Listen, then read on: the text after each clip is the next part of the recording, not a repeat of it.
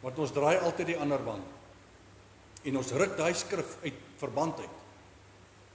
Want ek dink nie dis regtig wat die Here Jesus bedoel het nie. Ek dink nie die Here Jesus het regtig bedoel, laat maar toe dat hulle op jou trap.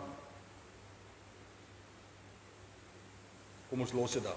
Jy sien, in hierdie seisoen is dit belangrik dat ons sien, is baie belangrik dat ons sien, dat ons kan oordra en luister. Dis belangrik om gehoorsaam te wees, want kyk wat sê ek nou vir jou.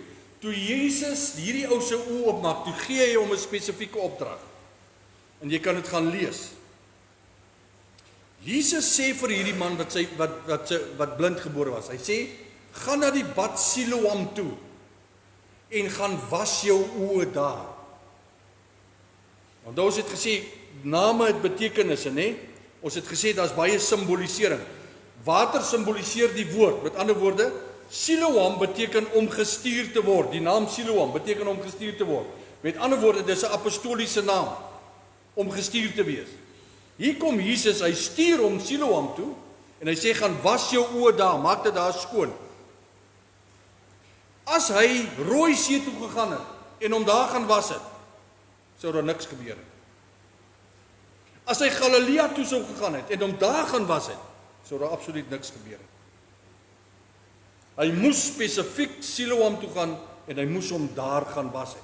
Want Siloam is 'n apostoliese aksie, dis 'n gestuurde aksie. Wanneer die Here Jesus ons stuur, stuur hy ons met 'n spesifieke opdrag, in 'n spesifieke rigting. Dis nie net 'n mog getrof, laat God se water maar oor God se akker loop nie. En op sy oë gesit het. Toe sê hy vir hom, gaan was jou by Siloam.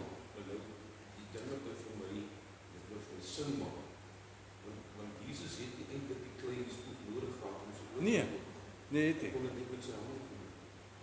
Maar dan was dan sou hy nie hoef te gegaan het na Siloam. Ja.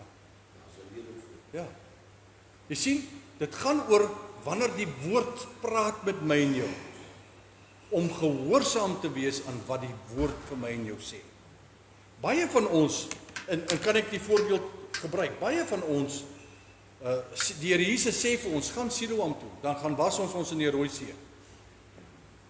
Of ons sê maar Galilea, die meer van Galilea is mos ook korrek. En dan gebeur daar niks nie. En ons gaan volgende keer gaan ons kyk na Moses se ongehoorsaamheid. Wat het Moses se ongehoorsaamheid gemaak?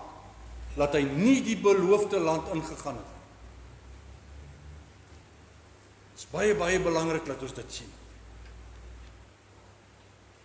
Hy moes na 'n spesifieke bad gestap het, omdat die bad se naam ook betekenis het. Dit beteken om gestuur te word of stuur. Hier is 'n koninkryk of 'n apostoliese sending. Hierdie ou is gestuur met 'n koninkryk mandaat.